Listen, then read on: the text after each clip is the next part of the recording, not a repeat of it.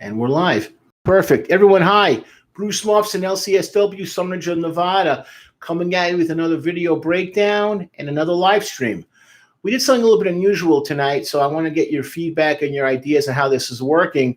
Generally, what we'll do is when we do a song, what we'll do is we'll break the video down, and then my producer / agent, blah, blah, blah, / everything, will edit it and put it together. We're not doing that tonight. We're actually going to use the song in the live stream as trying to give you an idea of what the sense is of a breakup. Before we begin, though, once again, let me introduce myself to old fans and to new fans. And here we go with my bio real quick. Bruce Muffson, LCSW. I've been licensed over 20 years, and I've worked with thousands of patients from 3 to 83. I've worked inpatient, outpatient. I've worked with adolescents, adolescent SO, sex offenders, as well as those suffering from neurocognitive issues such as schizophrenia, drug-induced psychosis, bipolar, dementia, as well as those suffering from, unfortunately, sexual, physical, and emotional abuse. Done thousands of evaluations, and I'm comfortable either going to someone's house or having them to come see me. I prefer to go to someone's house, quite frankly, because I get a real sense of what's going on in the home. I get a chance to see the people, more relaxed, more comfortable, and it gives me better oversight. But I've also done plenty of sessions in offices as well. I've also gone to multiple prisons and the correctional setting to do assessments. Nothing really bothers me. I've done a lot of public speaking, so dozens of times I've spoken through law enforcement, the court system, parole, probation of youth and adult, just trying to give people an idea of how to work better with the mentally ill. It's interesting, someone had said to me a few days ago, talking about, all the change taking place in America, how things are going to look in the next couple of years with, law enforcement and how people relate to each other. And ironically, I've been doing that basically for most of my life in doing these conversations and saying things can be better, things can be improved. We can make a difference if we have a dialogue and push together. So I'm not saying I'm the face of change, but I have my own little bit of it to help push the needle forward and get people to understand each other better and relate to each other better. It's interesting to watch some of the stuff that's being presented, like learn how to look to someone else's eyes, be relatable, be understandable, understand their cultural differences. And I'm thinking to myself, yeah, I've been doing that for a long time. So it's just kind of funny, like what goes around comes around to a certain extent. And I've also supervised dozens of students who've gone on to become licensed in various areas of mental health. And I've also testified hundreds of times in court regarding giving the judge and the DA and the public defender ideas of how to help a person manage their mental illness.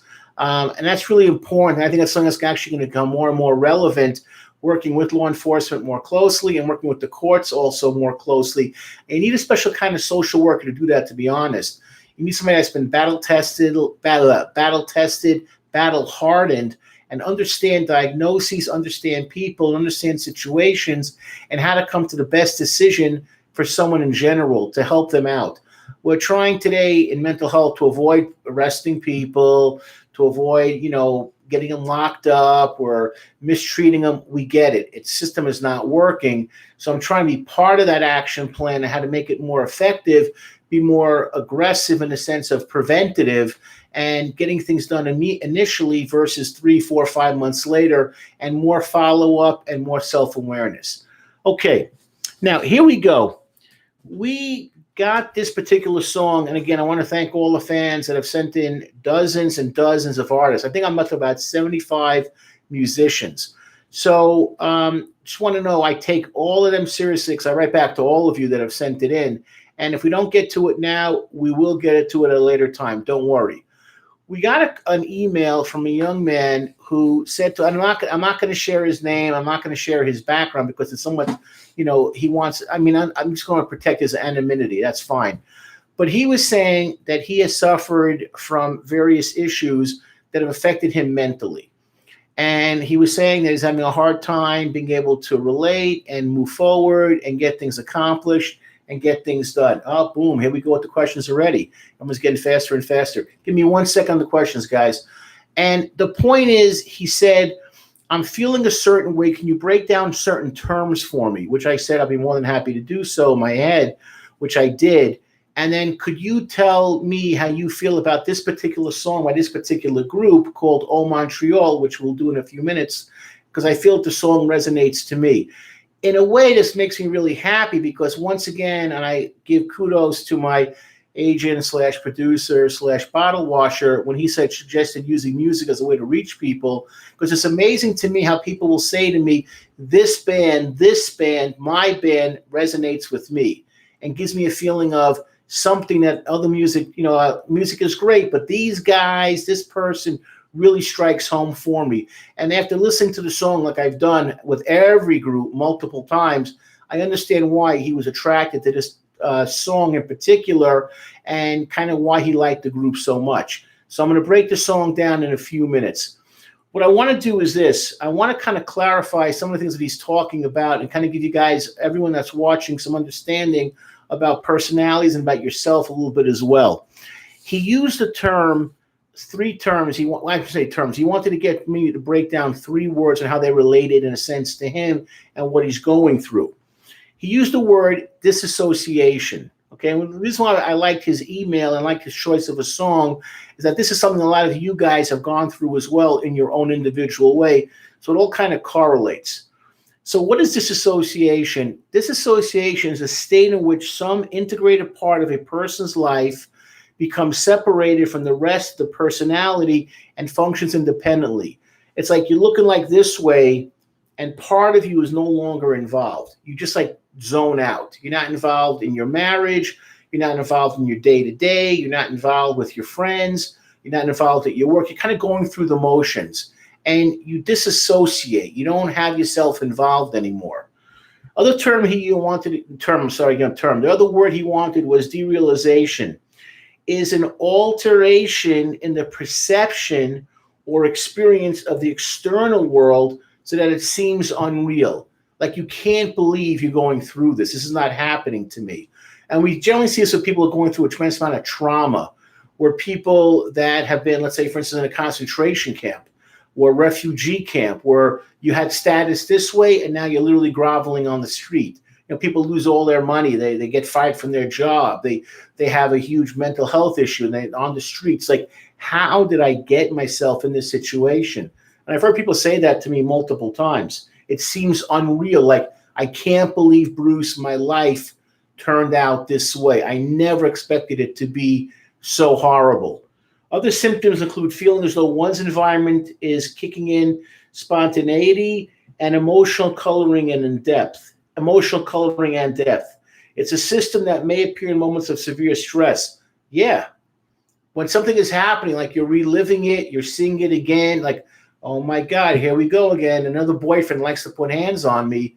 Oh my God, my son is still using drugs. Oh my God, when can I catch a break and get my piece of the American dream? Like, when is it ever going to happen for me? When am I going to feel comfortable about who I am? That's what they're talking about with derealization. Finally, the last word that he used is alienation, a state of depersonalization or loss of identity in which the self seems unreal.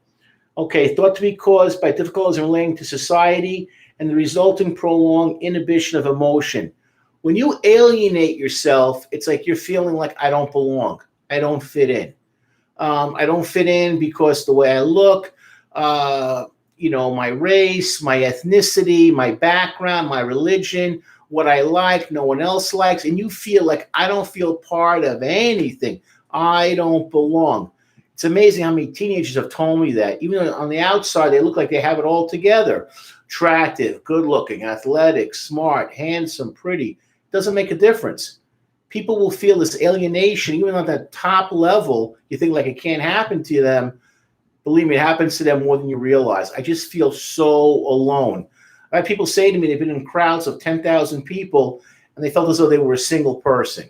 Okay, so I'm going to go answer some questions first, and I want to go back to our emailer and kind of clarify a couple of things for him, and then we're going to jump right into the song and talk about what the lyrics meant to me, and then talk about relationships and about things about yourself. So here we go. Okay. Hey, good evening. Thank you. Our man, I know I'm ready. Hey, Bruce, hope you're doing well. Is that a new haircut as well? Looks good, yes. I've always been a short haircut guy. Even when I was in high school, all my friends had hair down to their shoulders and everything. I was always, always, always a buzz cut kind of guy. So once in here in Nevada, we got things lifted, I can actually get a haircut. I didn't want to wait. I said, just give me a number 2 and make it look good. And she actually did a good job. Okay, White Boy Rick, I'd like to request a breakdown of the song Indiscipline by King Crimson. Okay, you know what? Thank you for that. We will get to it. We can't get to it right now. Again, we've been hit with so many requests, but we will put it in our queue of songs to do later. So thank you for that recommendation, and I'll check them out tonight on YouTube and just kind of get a sense of who they are. Not a problem. Thank you. And the question board is now free. If you have any questions, feel free to throw them in. So we clarified what these terms mean. What I'm saying now to our e-viewer, our emailer, and to you guys out there is I realize a lot of you have these issues and feel this way. What I want you to learn is to get the confidence. First of all, and here's the first thing of all, get the confidence. If you're not happy with how you're being treated, go find better people. There's a lot of bad therapy out there, a lot of bad doctors out there. Trust me, I've seen a lot of it. Find the person that works for you. Okay, I'm not even going to go something like this, like right here, talk to me. No. I'm good. I'm very good, but I'm not the answer to everything. Find someone that works for you and don't give up, because ultimately you're the best consumer of your own body. And so many times people will say, like, I gave up. I can't find the right people. I listened to a telecast. I listened to a podcast online about telehealth and how it's exploding. And we're doing that right now with our live streams and our breakdowns, in a sense, even before this became popular. But I'm saying this to you now. There's insurance regulations changing daily. More states are allowing people to be based, say, in Nevada, to talk to someone in Missouri. And you have the access now to find people that you never could have found before, because insurance and the federal and state governments are realizing one size does not fit all. And if one region is not getting what they need, why not open it up? And essentially seeing kind of the deregulation of mental health. That always kind of made me nuts that I'm a good guy here in Nevada, but I can't hit somebody up in Maine or Washington State or Florida. Indirect, that's what we're really kind of doing with our channel, that we're getting to the point with the live streams when we go forward that we want to bring in people from around the country and around the world to get mental health advice and information that they wouldn't normally have gotten. So I understand where this is all going. And they were talking about how the market is just like exploding now because of the virus. So if you have any, perspective on looking deeper, go deep. You don't like your doctor, go deep. You don't like your therapist, go deep. You don't like what people are telling you what diet was.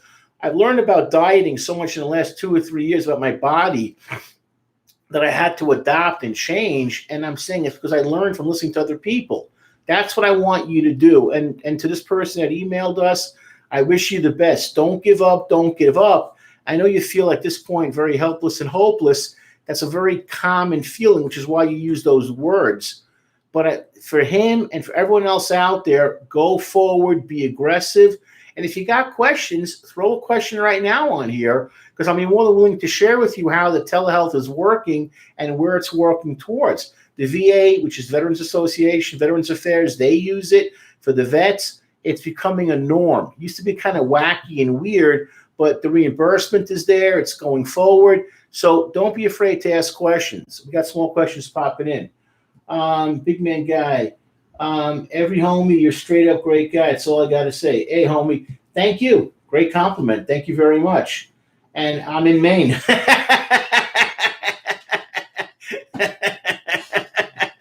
Thank you. By the way, great state. I drove through there once, and you got a beautiful state. And thank you for your Maine repping. Much appreciation. Thank you. Okay. So now I want to go. So I want to just kind of wrap that up for our person that sent it in. It was a very poignant email. He shared a lot. He went deep in his own way. Don't give up. You got a lot of life in you. You're very young. Find what works for you. There's so many different ways of looking at cures now. Not cures, even just way of handling pain and distress with the body. Learn about your body. Don't give up. You are in control of your body. Don't let other people decide things for you. Okay. Now, got a couple quick questions. Okay, I'm still from Maine. Got it. Perfect. Now, here we go. The band we're going to be doing tonight, and the song we're about to be doing, the band is called Montreal. They have been around forever, as I found out. One of the things I love about doing this channel is when you guys send us in music things to review is I thought I knew everything about music. Wrong. From rap to country to punk to pop to you name it, goth. Stuff has been sent in that I thought I knew these groups, and I didn't know a clue. I didn't have a clue. And it's been kind of fun because I like music a lot, and to just get this different flavor of different bands. This band, ironically, is from Athens, Georgia, where I actually went to grad school, University of Georgia. It's in the same city. And they've been there forever, and they work with other bands, kind of like, sharing musicians, sharing ideas, sharing, I guess probably working out in terms of working on their music. And it's called the Elephant Six Collective. And they've had different bands working together all these years, which I think is great. If you ever get a chance, go to Athens, Georgia. It has a tremendous music scene, and UGA is just a great university. Okay, Kevin Barnes founded the band. This is his band, and he's been with the band all through all the different cycles of people coming and going, and they pump out a lot of music. Now, he put out a song. Okay, here we go. It's called The Past is a Grotesque Animal, and it came out from a 2007 album called Hissing Fauna, Are You the Destroyer? Okay. Now, this came out in 2007, and the name of the song again is The Past is a Grotesque Animal from the album Hissing Fauna, Are You the Destroyer? Now, here's what he said. He explained at the time to a magazine called Quietus. I could have written a whole album out of that song because of what it's about.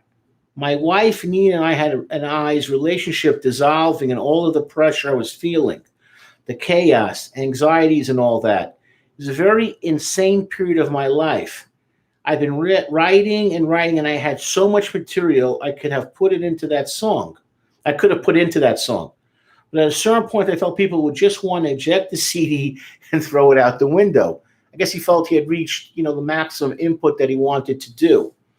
Now, what was interesting also is that this song came out, again, I want to say this one more time, came out in 2007, but he also had another album that came out in 2015. And this album was called Aureate Gloom. And, he has influences from different bands, that's fine. But it captures, that copy what it said, though, the album captures Barnes' emotions born from his separation from his wife of 11 years and its aftermath. Barnes described the album as being all over the place musically, lending to its reflection of his mindset during the time of its creation. So clearly, he was thinking this way for a long time. So the song that we heard that we're about to go into is something that he was thinking about for a while, and then he followed up with another song from a different album. So clearly, the breakup was very, very painful for him and upsetting. So here we go. Here is the song. Here's quickly the cover art for it. I want to show that real quick. And here we go. Now, what I've done before, for anyone that's new listening, what I do is this. I break it down. So I go through stanza after stanza, and I'll stop and say, I want to break this down clinically, and then I just go on. So here we go.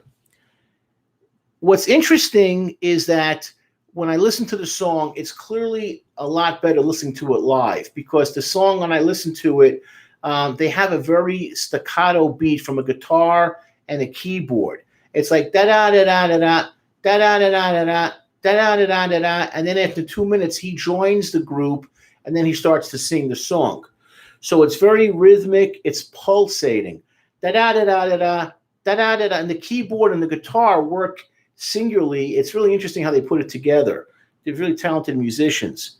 And it sets up the mood, and it puts you in a different mood, and it sweeps you along with those same chords over and over. That's what they play, because the song is roughly about 11 minutes. And it's being played, and at the end, it explodes. And the break, to me, it's like the explosion of the breakup of a breakup. Discordant, jangled, shattered, and perplexed. That's what I got from this song talking about relationships. Okay. Got some questions. Let me answer them first. Hey, serious question here. I'm coming out of high school, a 2020 graduate. And right now, with the entire pandemic situation and academic financial problems, it's hard to keep my mental health in check. How do you recommend I move forward? Okay, great question. Two great questions in a row. Here's the answer. I want you to sit down, okay? I know you guys, when I say pen and paper, looking like I'm crazy, but maybe like a key, an iPad or something. But I want you to put down is, where do you see yourself going? What are your goals? What are your aspirations? What do you think you need to do to be successful? We're actually going to be coming out with live streams about this kind of stuff, so it's not a stupid question at all. Where do you see yourself going, and what direction do you want to take? What fields are going to be in demand? What fields are going to be shunted aside? What education do you need? Maine, for instance, is an interesting state to me because it's the first state in the union that now has more older people than it does younger people. So there's a huge change in how people are looking at working with older people or finding young people to do work. You're actually in a good spot right now because you're in a state that is begging for young people. So the thing you got to ask yourself is, where do you go from here? What do you need to do? And how do I see myself being able to cope with the changes? There's clearly going to be changes coming. But there's education you got to think about that's going to make you somebody that's going to be able to be more relatable and more hireable than those that don't have those skills. So start writing down your thoughts, your emotions, your moods. What do you see around you? What city do you live in, Maine? Is it a city? Is it a small town? Where do you see people going to work? Who's been laid off? Who's still working? And what trades do they need to be successful?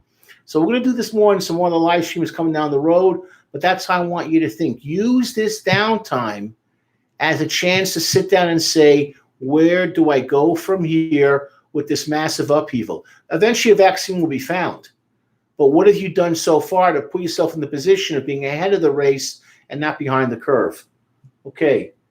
So I hope that answers that question for you. Don't panic. Don't get nervous. You're in a better spot than I am because you're so young. High school graduate? Damn, I wish I was your age again. I do things so much differently. So here's my biggest advice to everybody listening right now. Don't panic. If you're young, you got your whole life ahead of you. Figure out where things are going. Figure out what you need to do to change. And how can you be part of it as opposed to being left behind. But do not panic. Do not freak out. Do not get nervous. We will come through this. We'll come back from it stronger than ever. But start positioning yourself now. Okay, here we go with the song. Goes like this, and I only do the lyrics that I think are relevant, worth talking about. So I'm not going to do every single line in the song. So here we go. The sun is out. It melts the snow that fell yesterday. Makes you wonder why it bothered. That's a great 2 lines because you now understand depression from those 2 lines. It's like the sun is out. It melts the snow that fell yesterday. Makes you wonder why it bothered. Like, who cares? That goes back to that depersonalization, derealization, and the alienation. Who cares? Life is going on, but I'm not part of it. That's a great 2 lines. Why bother? Who cares? I fell in love with the first cute girl that I met who could appreciate George Batali. Standing at a Swedish festival discussing story of the eye. Everybody that's been in a relationship will tell you that there's a moment when they knew this was the one, when they want to get close to somebody. And I'm not even worrying that this was the exact thing that happened, how he met his at that time wife, or something else happened. But if I ask everybody, how did you meet the person you wanted to be with? Something happened. The way they smiled, what they were wearing, they said a funny joke, they seemed to have their act together. So there's always that initial moment where you think, could this be the one? And I've had people say it to me, White, black, brown, yellow. Even the aliens at Area 51 have all said the same thing to me, where they knew the guy with the 6 gills and the 4 flippers and the 6 eyes, he was the hunky one at, the planetary ball that they all went to.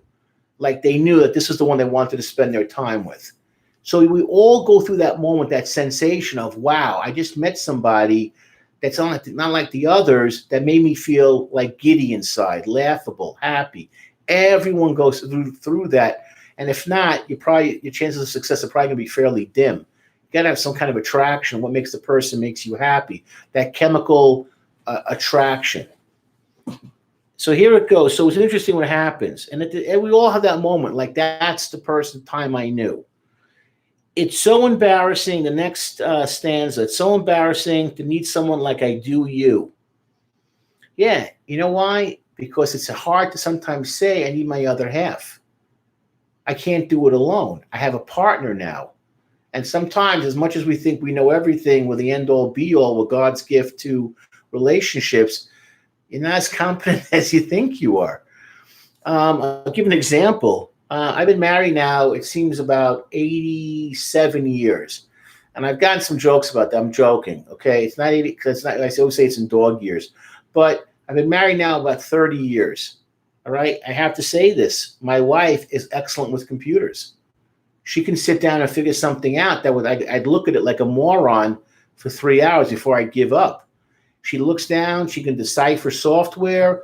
She can figure things out, how to go from this screen to that screen, and she gets it done. So I rely on my wife with computer stuff. I'm not going to lie. She's really good at that stuff, far better than me. And I'll say, hey, can you help me out? Can you help me out? Can you help me out? Sometimes I feel like, what do I have to ask her? I wish I knew everything. Yeah, and she's helped me understand things, but there are times I'll say, I don't get this. Can you show it to me? And she does. Like, you're accepting that your other half brings talents into a relationship. So when he says, like, it's so embarrassing to need someone like I do you, it's like you see me in a vulnerable state. And that's hard. That's sometimes really hard to do because we have this persona of, like, I can handle anything. Not true. We need people in our lives. And when we find someone we want to spend the rest of our life with, it changes you, okay? Because everyone has strengths, but we hope not to share too many weaknesses. Because we all want to show, like, we can do it, we can be the provider. We don't want to show that we have too many weaknesses. I get it. Question come in. Thanks, Bruce. Oh, guy said you gave me some damn file. Thank you. Not a problem. Helping you out. Not a problem. I don't want to spam your chat, but I got an album you should break down in depth. It'll probably gain traction with the young YT algorithm. Do a breakdown of Car Seat Headrest Twin Fantasy. Headrest Twin Fantasy. It's a painful album. Hey, again, we love recommendations. Thank you. Never worry about, you're blowing up the chat or anything like that. Not a problem. I will check it out. It's probably going to be a great band for us. But like I said before, we're getting hit with so many requests, but we will get to it. Thank you. I'll check it out. Thank you. Thank you. So then he goes on to say this.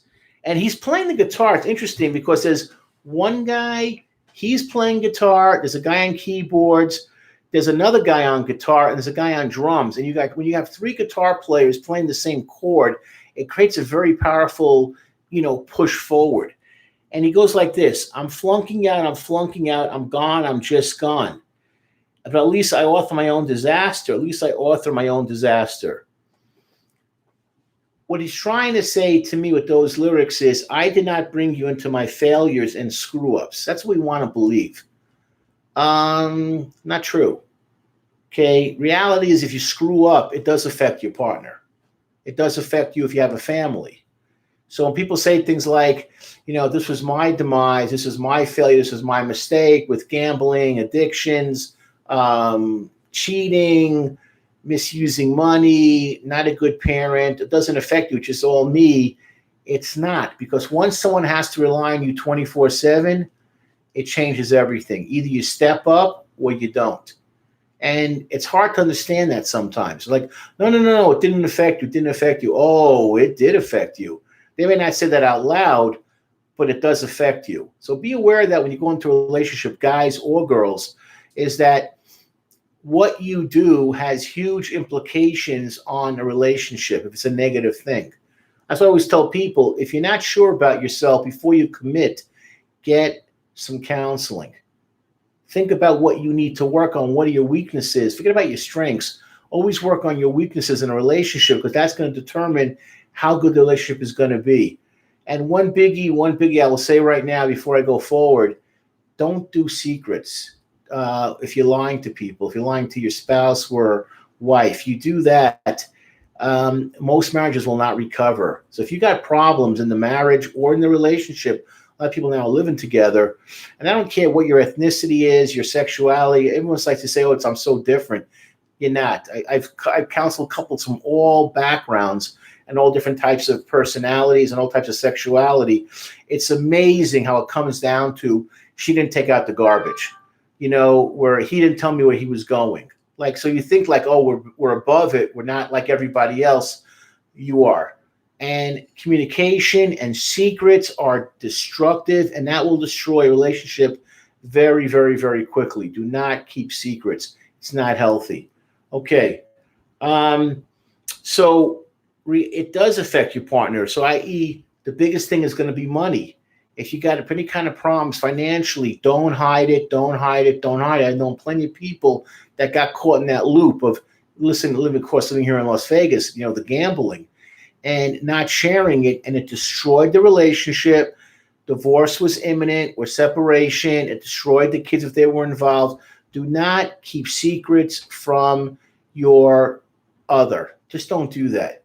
Another question here again. It's a painful album. He's letting us know about that. You know what? Perfect. We specialize in pain. We specialize in unhappiness. So not to worry. Thank you again, big man. Much appreciated. Big mean guy. I'm sorry, big mean guy. Thank you so much. Much appreciation. Okay, now he also goes on to the next course. He goes, things could be different, but they're not. Oh, things could be different, but they're not.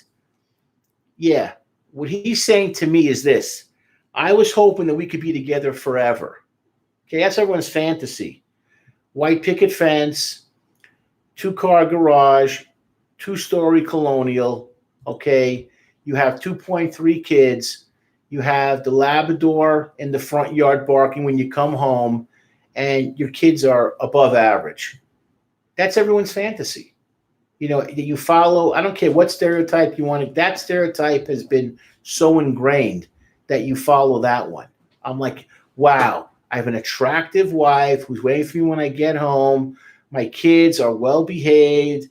They're disciplined. They're doing well in school. They're athletic.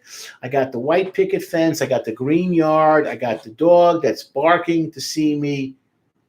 That's all the fantasy that we have, because everyone grows up. What do we all watch as kids? Disney and Cinderella. That's how it's supposed to be. Even Shrek on a modern way of looking at it. But I find my Prince Charming, and we live happily ever after. And he said that, things could be different, but they're not. Things could be different, but they're not. Yeah. And that's the problem, that when you get older and you start dealing with real life, is you realize that life is not like a Disney movie. You have to be on a different level. And that's scary. That's scary for a lot of people. It's scary for a lot of people thinking about that. Like, what do I have to bring and put into this relationship to make it work for everybody watching it? Not so much fun. Then I want to go over, and then he does this. I find myself searching for old selves while speeding forward through the plate glass of maturing cells. Yeah. As you get older, you get cold about things.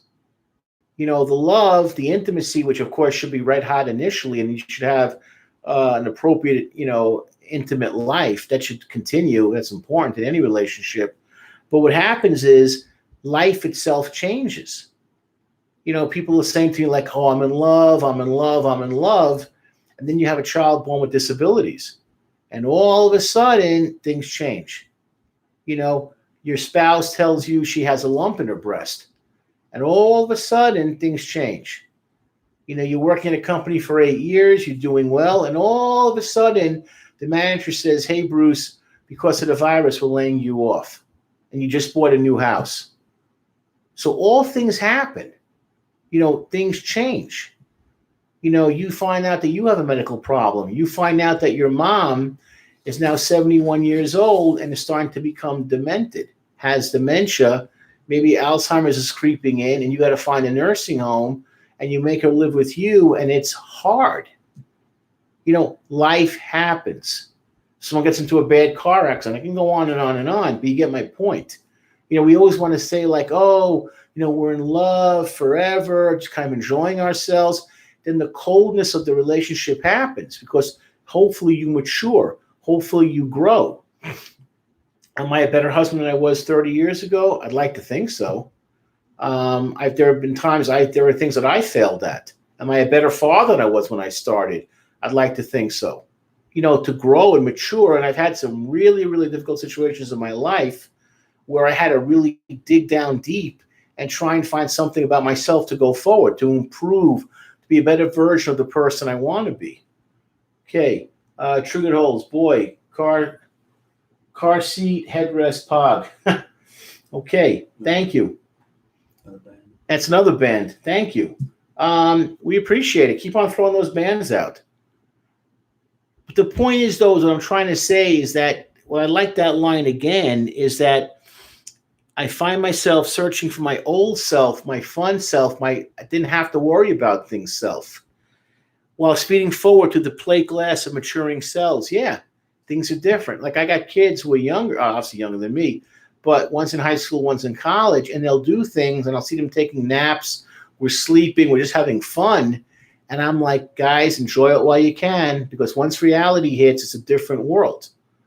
And we all go through that. You meet your girlfriend, you meet your husband, you meet your significant other, whatever, again, sexuality you're into, and you think like, wow, wow, wow.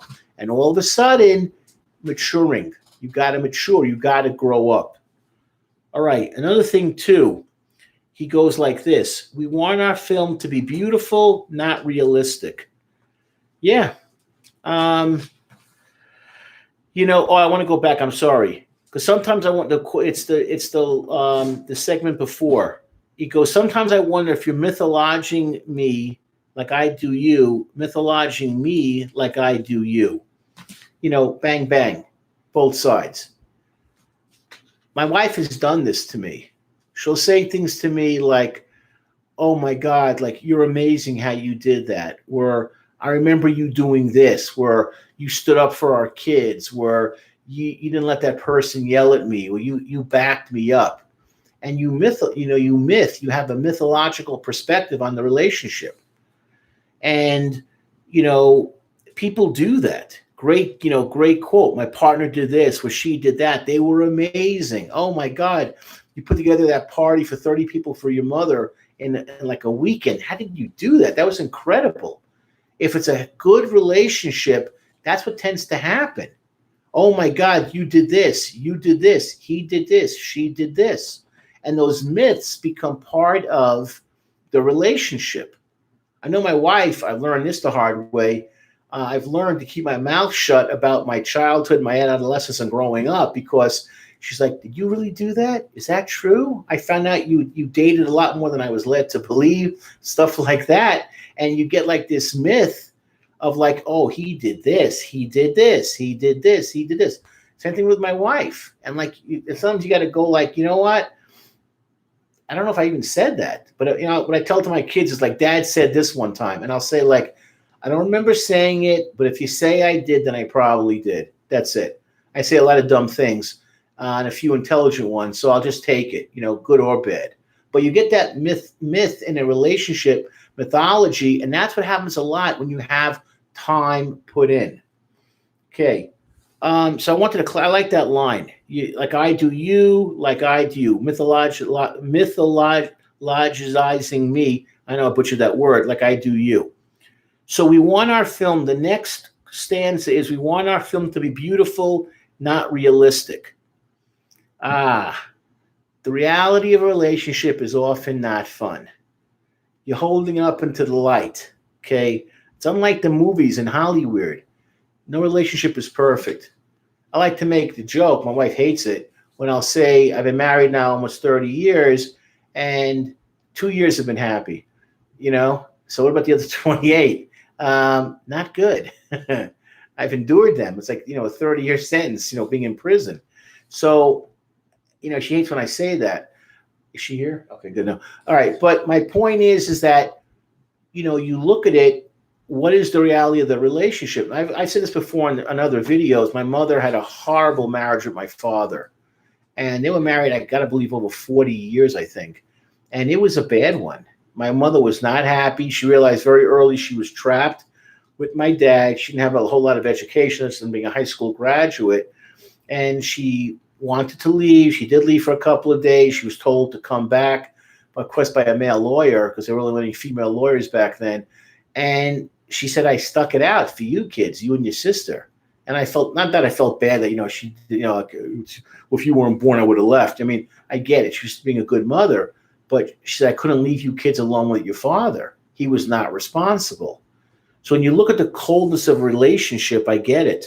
We want our film to be beautiful, not realistic.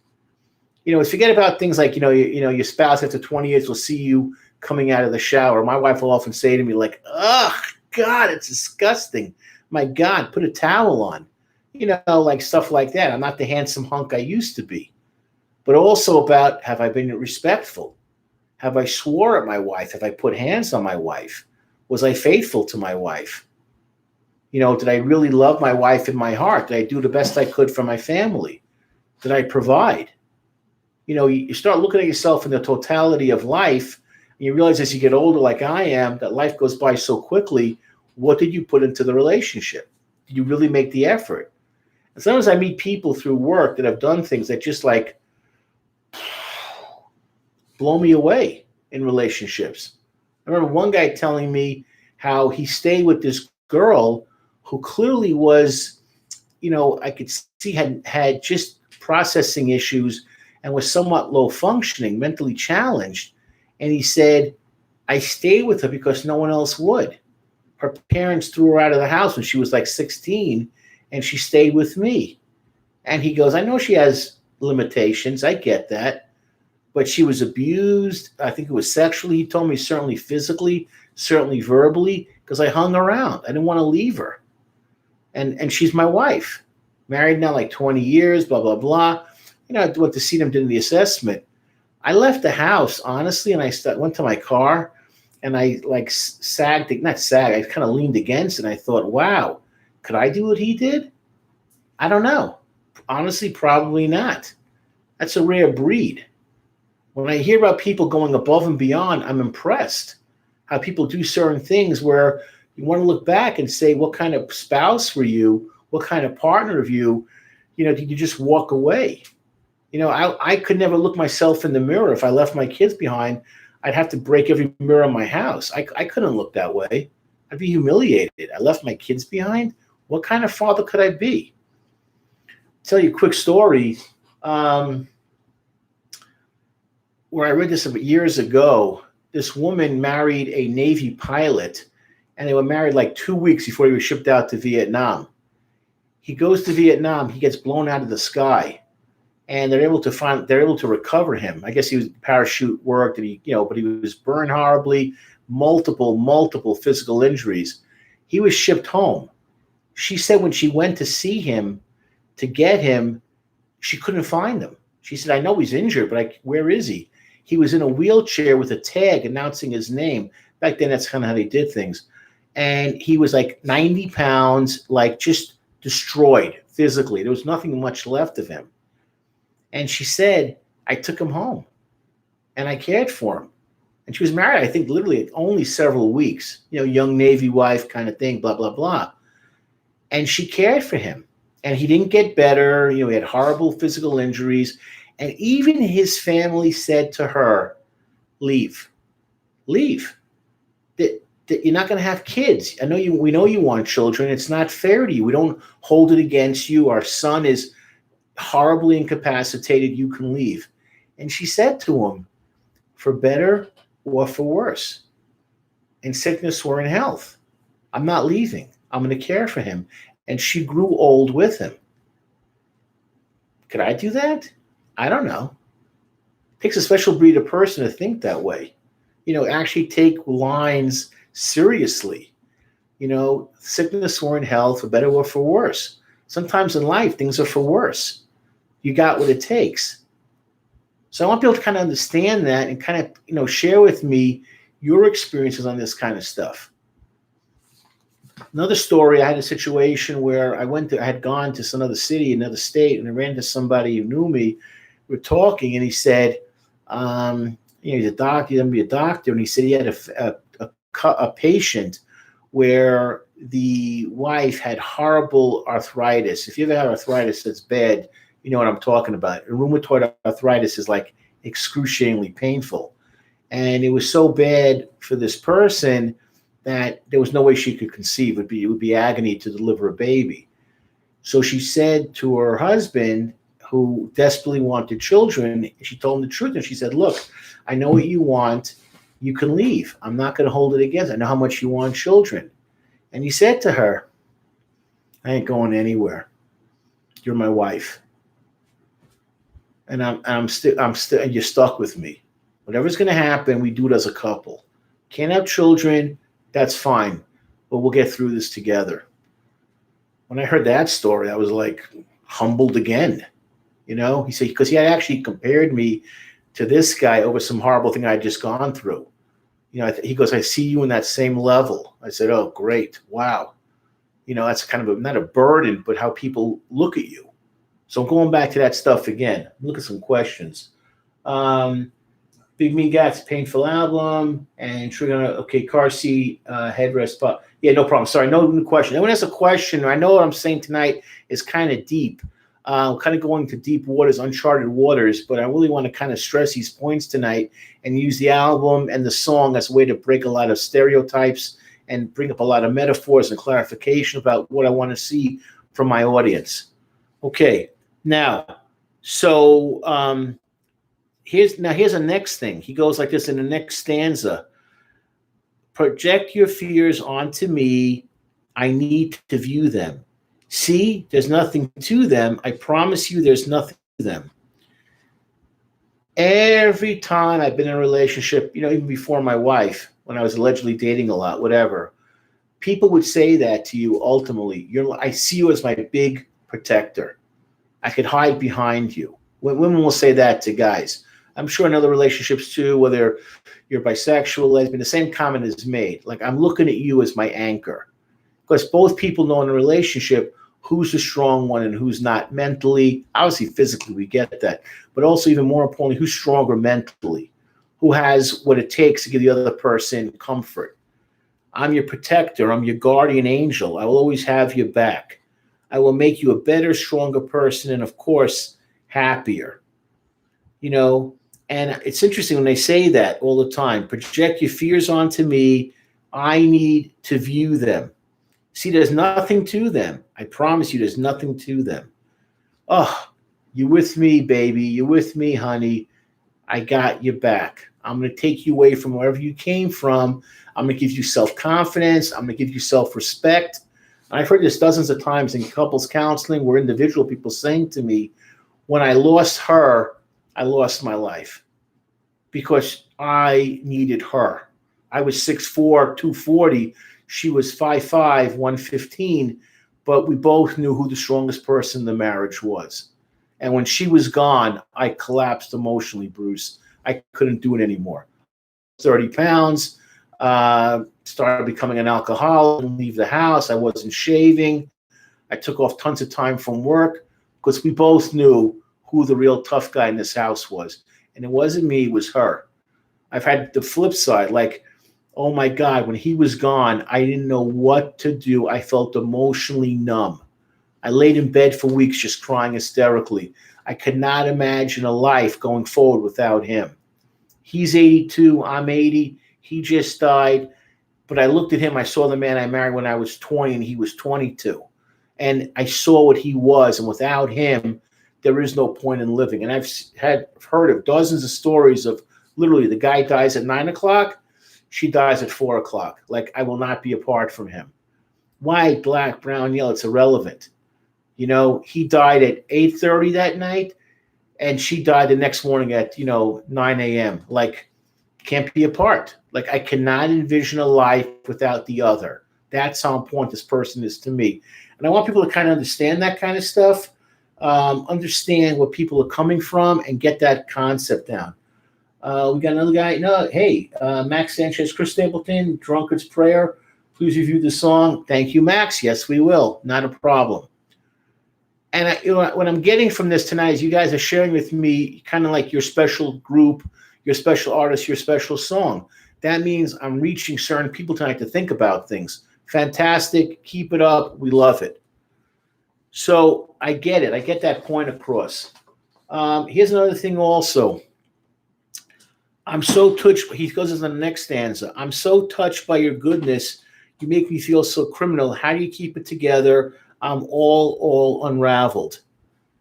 And that statement, trust me, clinically, that's happened to me hundreds of times. I've heard versions of this over and over and over again. How does she do it?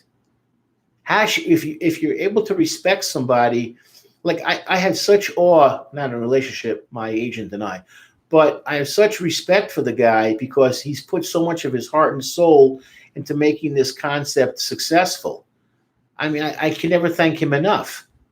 I mean, God forbid if I ever came late, which actually happened one time because the president was in town. I immediately texted him and said, I'm on my way, but the traffic's crazy. And I found out later that Trump was in town. And I can't thank him enough. Whatever he says to me, I do, because he's generally only 99.9% correct. And the point one is that I realize he's right later on. So the respect I have for him is immense. And any success I have from this channel, and God willing, that's going to happen very soon, he's part of it. He's part of me. And in a relationship where you really have that kind of trust and understanding of each other, like, how does he do it? How does she do it? And I want you to learn to go after people that put it all together and how they really do it by hard work. They put the extra hours in. They take an extra class night at a college university. They get another certificate. They work another shift to bring in extra money or make life better. They volunteer for their kids' Little League team. They become a Cub Scout master, even though they hate kids. But they put themselves in a situation to be helpful, to be kind. They go to your mom's house for Thanksgiving, even though they know it's a disaster. It's a comedy of errors, being around these people. It's just nuts. But he shows up every Thanksgiving for overcooked turkey, lumpy potatoes, moronic conversation, idiotic sexist jokes. And you can't even watch football because they're all big soccer fans. No offense against soccer fans. But you can't even enjoy watching football. But he does this willingly every year because he knows it's important to you. That's the difference. It's a special kind of person that does that. Learn to appreciate when someone does something good for you. So I've heard that. I'm so touched. And it's almost like a way of like saying, like, I can't believe I got lucky getting you. And I often say this in every kind of marriage. For the most part, you look at yourself and say, did I step up? Will I step down? And if you got a situation where you're with a guy who clearly is in a sense above you, bring something to the table, or your wife, be grateful, be part of it, be helpful, respect that person, and be grateful that you got lucky to get an A-lister, to get a first rounder. Because a lot of times in marriages, I have people say to me, what was I thinking when I said yes? That was the biggest mistake of my life. He's a jerk. She's a moron. She's abusive. He's wacky. This one has all kinds of mental health issues. Can't be around this person. It makes me sick. So when you get a person that's in a sense above you, and that's okay, be grateful and help out, be part of the system. My dad never helped out my mother. She did everything on her own, and it drove me crazy, even as a little guy. Don't be like that. Don't just be a pig and take, share. Okay? All right, any questions? Throw them out there. We are ready. Okay, now, but no matter where we are, next chorus, we're always touching by underground wires. Okay? And in a relationship that ends, I know people say it's like, I just forgot about him and I moved on. It's not as simple as that. There's a connection that you may have with the second wife, maybe the third wife, hopefully, but you have a connection. underground wires. I know what he's talking about. It's a special handshake. It's a special look on your face. It's preparing your favorite meal without asking. It's like knowing that you like to have a glass of water by your bed. There's a connection. Knowing what we went through when we thought our son, might have had a fractured skull, but it was only a concussion. That's bad enough, but it wasn't as bad as we thought. Worrying about your medical diagnosis, worrying when we pulled our kid out of the pool and thank God he didn't drown and he was still alive and you did CPR. Like a certain moment, like certain things happen. Being there when our daughter graduated high school and she struggled with anorexia. And you can't always get that with the next person. So when he says underground wires, because there's a connection other people can't see. You hear this comment like people will say, oh, they answer each other's sentences. Yeah, they've gotten comfortable. Hopefully it's not crazy kind of sentences, but you want to be like the normal sentences, like there's a relationship. They've built up time together. They anticipate what other people are going to say. My wife will say, I know exactly what you're going to say. And I say, what? And you're going to say this, this, and this. And more often than not, she's in the ballpark. I'm not going to give her complete credit, but she's there because you get to know somebody after a while. So that when he says, I love that line, no matter where we are, we're always touching by underground wires. We could be 1,000 miles away, but you're part of me. That's a real relationship. I feel connected to you. And it makes so much sense to me. And then he goes with this. I've explored you with the detachment of an analyst. Well, at that point, how could I say no to the song, right? And who knows you better than your spouse? No one. Wives know. I can only say that. If they see something is wrong, they have like this sonar ability that is just out of this world. No matter how good an American sub is, a Russian sub, Chinese, they are not even close to a wife who can like ping, ping, ping, ping when something's off. When you know somebody well, you know them well. How they look, their face. Something I do in counseling happens a lot to me is I look at faces. When I walk into a house, I can tell in 30 seconds what someone's feeling. If I'm there long enough, I can tell if they're angry, if they're pissed off, if they're happy, if they're in a good mood, what they say to me, what they don't say to me. But man, I can read faces. That's something that happened. Underground wires. Yeah, and I explored with the detachment of an analyst.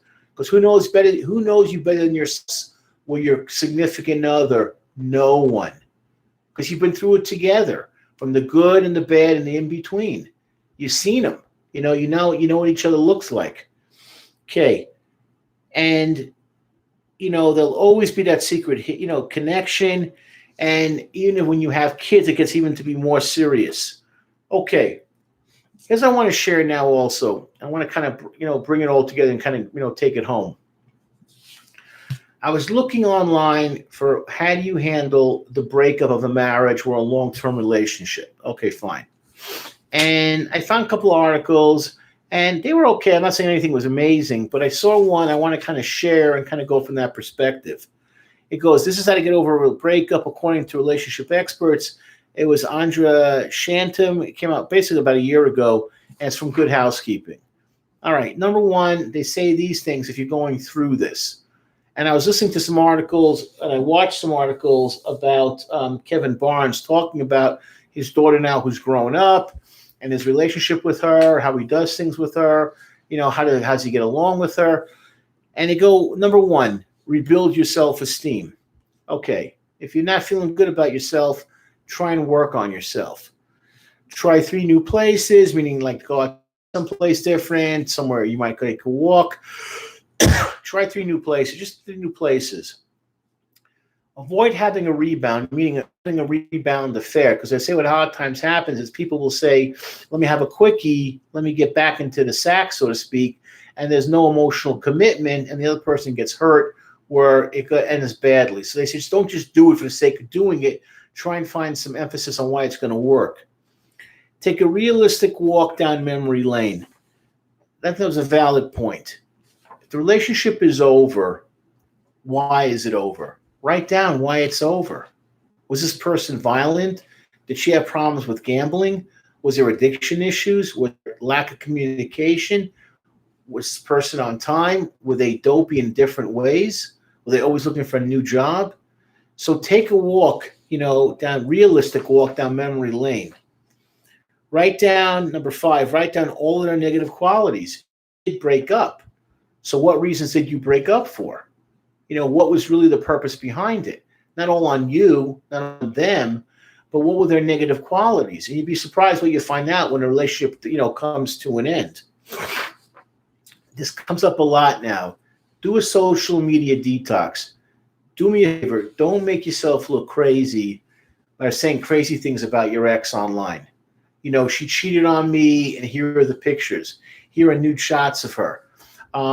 He liked to punch me. Let me show you his mugshot from his 3 DV arrests. And what happens is you force family and friends to take sides. Doesn't work. It's not a good thing to do. Don't do that. Leave that stuff alone. If something happens badly and you're moving on, move on. That's fine. I'm not worried about that. But don't make yourself look like the crazy one in the relationship. Discretion is the better part of valor. And, say less and not more. And don't spread anything that's going to make you look like, wow, I can see why he left her or why she left him or why they broke up. This couple broke up. She's crazy. He's crazy. He's nuts the way he talks about her. Keep that simple. Less is more. Okay. Let go of the idea of closure. If you're not meant to be together, you're not meant to be together. Unfortunately, there is a lot of divorce around the world. If it's not meant to happen, it's not meant to happen. Let it go. Hold on to things that help you feel grounded. Okay, makes sense. Friendships, relationships, activities that you enjoy, we get it. There are also some other things mentioned like volunteer, eat well, stay close to your friends. Okay, we get that kind of stuff. How does it relate to you guys, my audience? And any questions you want to say right now, feel free to say, and we're here to talk and listen. Understand this. The people that I tend to work with don't have a lot of options. Things are tough for them. They have to struggle. I've walked into so many homes where after 2 sessions, the wife says to me, if I could walk out of here, I would. I'm not happy. I married this guy. I married this woman. I live with her, and it's been a nightmare. But I have no education. I have no money. I have no resources. I can't escape. Help me, Bruce. Help me to cope better. That's reality. I mean, it sounds great, all these things like, oh, walk away, go from there. It's not as simple as it sounds. So that's why I'm talking to you again about being careful who you're going to get involved with in a relationship. Think about that. Okay. And for me, here's my situation. I got to look at it realistically. Like I've built up some equity in my life and who I am. And money is a huge factor. And I have kids. Now they're not kids anymore. They're getting to be young adults. But it's another factor as well. And who do I bring into my life? Let's say I decide that, I'm almost close to 60. I get divorced. And, what do I do the next essentially 20 years of my life? Who am I going to spend it with? Am I going to really like this person? What issues? Because everyone has issues, guys and girls. What are they going to bring into the relationship? They're going to probably have kids on some level. Are they going to get along with me? Are they going to get along with my kids? It's going to be a house of discord. I've known so many people. I'm not knocking a second marriage, I guess. Sometimes you got to go ahead and do it. But I've heard of so many issues of trying to make everyone work together and get along together.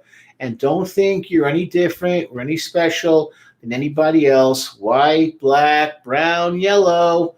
When you're bringing in kids for another relationship, there's always going to be, are they going to respect me? Because I've heard this a million times in counseling. I told her to do the dishes. I told him to clean the car. I told her to do her homework. I told him to be home by 11 o'clock. I told her that we don't let out drugs in the house. And what's the line that gets used a million times over and over again? You're not my parent. You can't tell me what to do. My mother, father, significant other married you. I didn't. I don't like you. Leave me alone. I hear that all the time. So are they going to accept you, or are you going to be a stranger? And I've had people say to me, even though I got remarried, I married their mother, and she brought 2 kids into the marriage, blah, blah, blah. He said they never, ever fully accept you. Yeah, they get along with you. They like you. Hey, nice to see you with my mom. She was lonely. you always wonder, how is that relationship going to actually work out? And that's something I think about, meeting other people's children, if they're now adults, that have to be for me. What would the relationship be? I've had so many discordant stories. Not to say if you have to get out and you have to get out, do it, or if you want to remarry, you shouldn't remarry. But just be aware of that before you walk into something that you're not going to really be ready for or sure of. Okay? And here's another thing, too. You have memories. And that's what I liked about Kevin Barnes, is that he actually put himself out there, which takes a lot of guts to do, and put it down, since he's a musician, he put it down in 2 different songs, what it was like to break up from his wife and what it was like to go through that. And it messes you up because there's shrapnel that you have to take out of your body for a long time. Of course, there are people that get serial marriages 2, 3, 4, 5 times. But I'm talking about you put 11 years into somebody, you have a child together, you just can't take the pictures away or take their clothes and give it to Salvation Army. It's not so simple. How do you forget about all the time you put in together through the good and often the bad and often the indifferent and often the mediocre? You just can't throw that stuff away and say like it never happened. Got another couple of things here. Gilo, sorry. Geronimo, hey, Bruce, love what you do here. Thank you, my man. That kind of praise is what we love and we live for. Thank you so much. Much appreciation. If you want to throw another comment in, feel free to do so. You have the board. A little extra Beck here. So my point is, I want to try to share with you, once again, I didn't know this band before. I'm not going to, pretend that I did. I like them. Okay, would I have listened to them if I didn't know these guys? I'm sure not. But I like their music. I like the fact that they're willing to try things differently, look at things differently. And I really want to kind of put together everything in the summation. We had this happen because a viewer like yourself threw a comment in and said, hey, this music, this band, this particular song speaks to me with my problems I'm right now, feeling alienated, feeling alone, feeling not part of something. And we broke down a couple of words that really reflected how he was feeling and asked us to break down. And we told him, don't give up. Go out there. Be your own guardian. Be your own salesman and see what's working for you to get better. I want to get into his life, but he had some serious issues that he confided us to us. Good luck. Get better. We talked about telehealth.